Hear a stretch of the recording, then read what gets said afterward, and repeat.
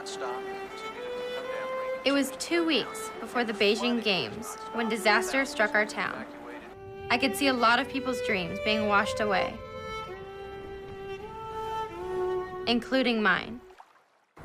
But then it started. My parents, my coaches, my friends, my town.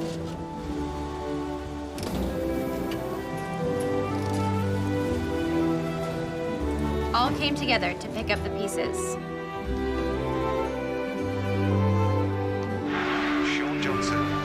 And showed that